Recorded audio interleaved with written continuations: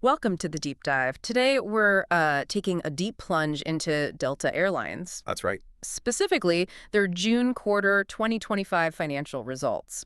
Forget sifting through dense reports. We've already done the heavy lifting for you. Yeah, we've dug into the conference call, the official one, and their Q2 SEC filing, the 10Q. Exactly. And our mission today is really to unpack the insights from those sources. This isn't just about, crunching numbers. No, it's about understanding what's really happening behind the scenes in the airline industry, with Delta specifically. Yeah, what does it mean for your travel experience? We'll uncover some surprising facts, dissect the latest trends, basically give you that shortcut to being well-informed about one of the world's biggest airlines. So if you fly Delta or you're just curious how these giants operate, Okay, let's unpack this. that's quite a story, actually, from their June quarter. They reported pre-tax income of $1.8 billion. $1.8 billion. Yeah, and earnings of $2.01 per share. That's on record quarterly revenue, by the way. Record revenue. And was that expected? It was pretty much right in line with their April guidance, yeah. What's significant, too, is their operating margin. Okay, what was that? That's, the profit they make before taxes from operations. It stood at a very healthy 13.2%. 13.2%. Pretty solid. Very solid.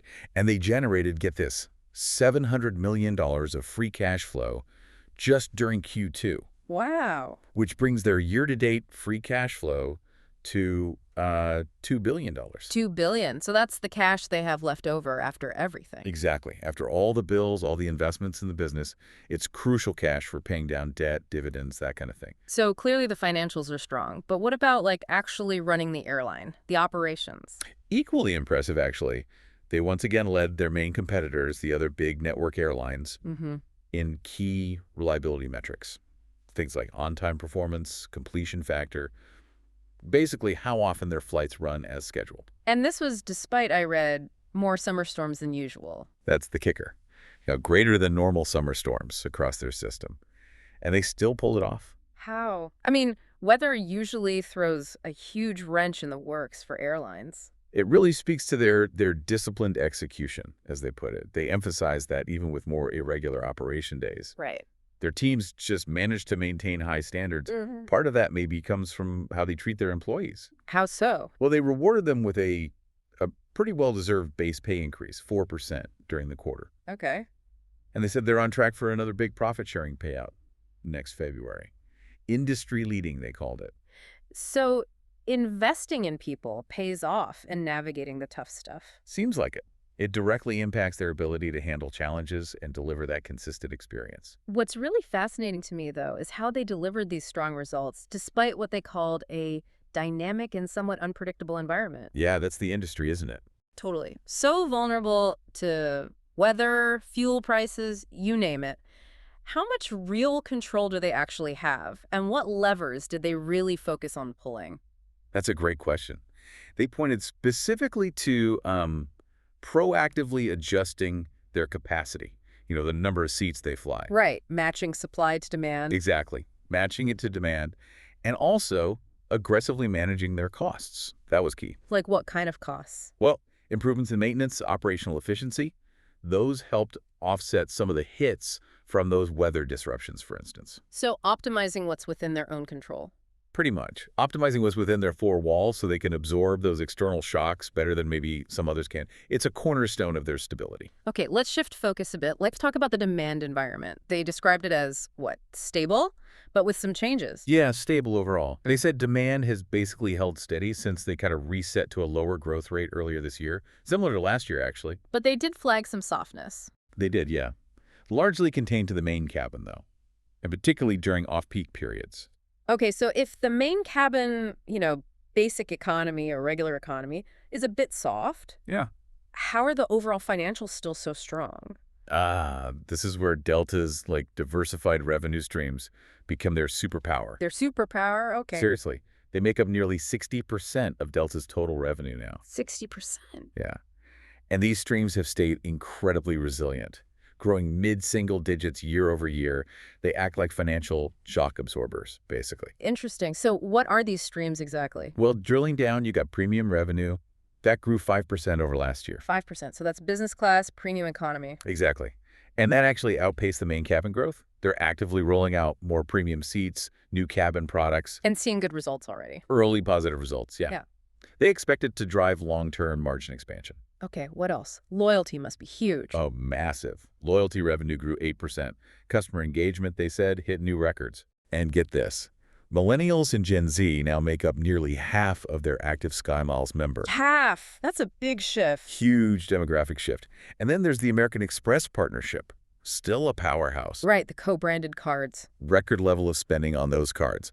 The money they get from Amex, the remuneration, it hit $2 billion just in Q2. $2 billion in one quarter. Yep, up 10% year over year. And they're on track for roughly $8 billion for the full year from Amex. Incredible. Any other streams contributing? Oh, yeah. Their travel products portfolio, think booking cars, hotels, cruises through Delta that grew 8%. Okay. Cargo revenue was up 7%. And MRO, MRO. maintenance, repair, and overhaul, where they fix planes, not just their own, but other airlines too. Right. That revenue growth accelerated to a remarkable 29% year over year. 29%. That's huge growth. It really is. And even corporate revenue, which has been slower to come back post-pandemic, showed modest improvement. So it paints a picture of, well, a very diverse business, not just flying people in coach. But what's behind this continued strength in premium and loyalty, specifically? Even when the main cabin's a bit soft, why are people still, prioritizing travel with Delta and often paying more for it? It seems to boil down to a few things. On the premium side, Delta's really focused on offering more choices, more products across all the cabins, basically giving people more reasons to upgrade. Makes sense. And for loyalty, that Amex partnership is just, well, best in class, really. It attracts customers with strong credit profiles who tend to be very loyal. They keep innovating with benefits too, lounge access, easier ways to get status that drives high signups and high spending on the cards. And the broader economy, does that play a role in who's buying premium? Definitely. Delta pointed out that their core customer base, think households earning $100,000 or more a year. Okay. Which is about 40% of all U.S. households, by the way. Yeah. They've actually accumulated significant wealth since COVID. Right. So that segment is less sensitive to maybe dips in general consumer confidence. Yeah. And they continue to prioritize travel and often those premium experiences. That makes a lot of sense. Okay, let's shift gears again. The broader economic picture, the industry outlook, what was Delta saying there? They noted that the fundamentals of the U.S. economy seem solid. Their core consumer is in good shape, still prioritizing travel. And they feel their brand affinity, how much people like Delta, has never been stronger. And consumer confidence. They've seen it slowly clanging back after some earlier dips, which signals a more optimistic market, potentially. Any proof of that? Well, yeah, actually. They mentioned recently having their highest cash sales day in the month of July, in their entire 100-year history. Wow. Highest sales day ever for July bookings. For July bookings, yeah. That's not just a record. It's a strong sign people are booking further out again. Yeah. That's positive for future demand. Interesting. They also mentioned policy impact, right? Something about a reconciliation package in trade. Yeah, the reconciliation package, that big legislative bill, apparently creates more certainty around tax policy for companies like Delta, which helps them plan. Okay. And trade? This was interesting. Progress on trade, specifically a UK-US agreement, confirming the 1979 Aviation Act, basically means no tariffs on aircraft parts or services flying between those two major economies. How big a deal is that for an airline like Delta? It's huge. No tariffs means Delta doesn't face higher costs on getting new planes delivered or getting parts for maintenance. That ultimately benefits them and, indirectly, probably us as consumers. Right, lower costs for them. Yeah, Delta's position is pretty clear. They don't think they should pay tariffs on aircraft deliveries.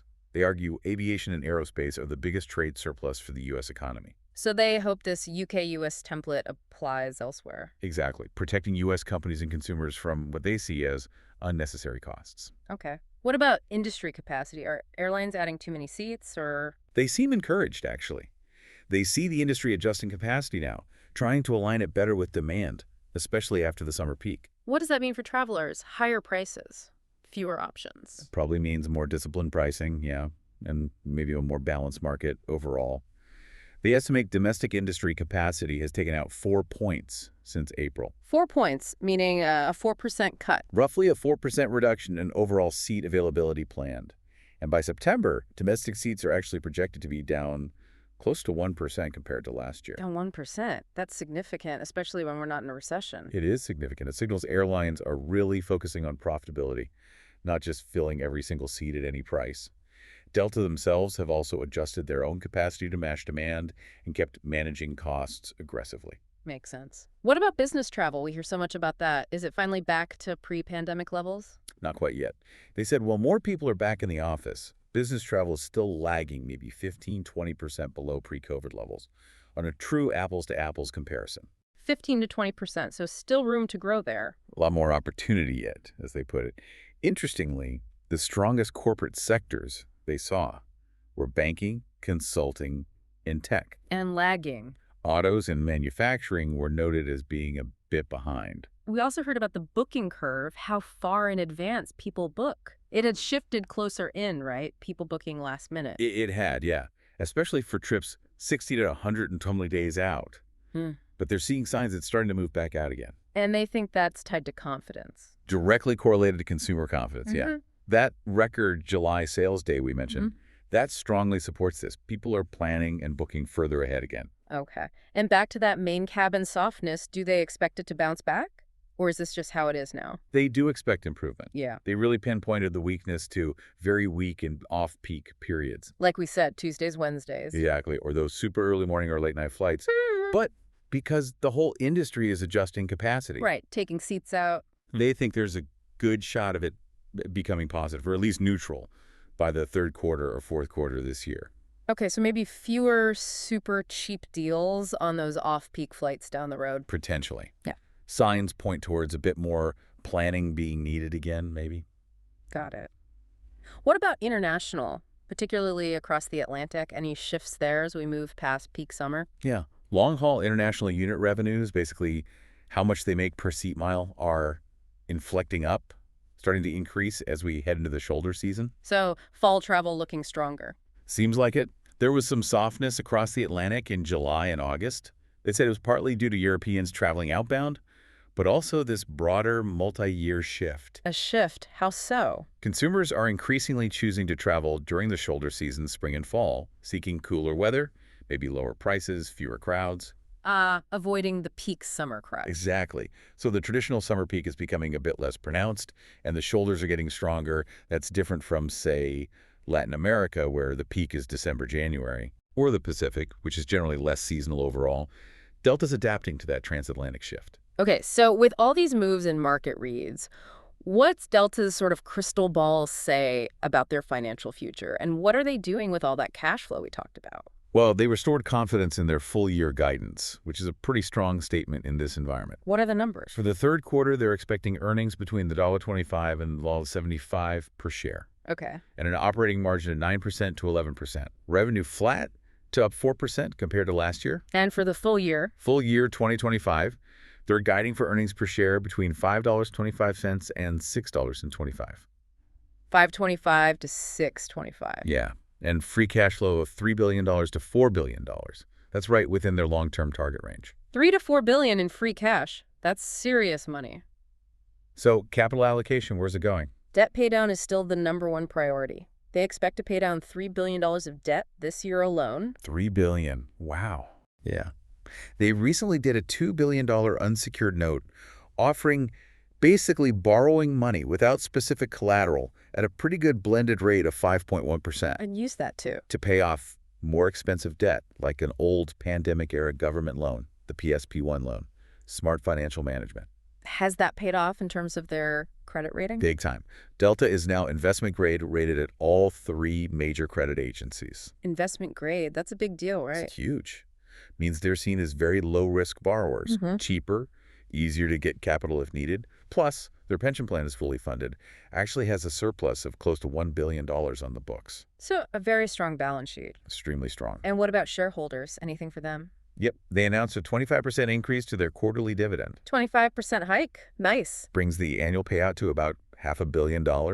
And they also authorized a $1 billion share repurchase program running through mid-2028. Buying back their own stock. Exactly. Though they emphasized debt reduction is still the main focus for now. They didn't actually repurchase any shares under this new program in Q2. Okay, sticking to that debt priority. So here's what gets really interesting to me. Despite all this market volatility we've talked about, Delta sounds really confident about hitting its long-term targets. What makes their business model so Well, durable in an industry that often feels so fragile. I think the durability really comes directly from all the points we've been hitting on.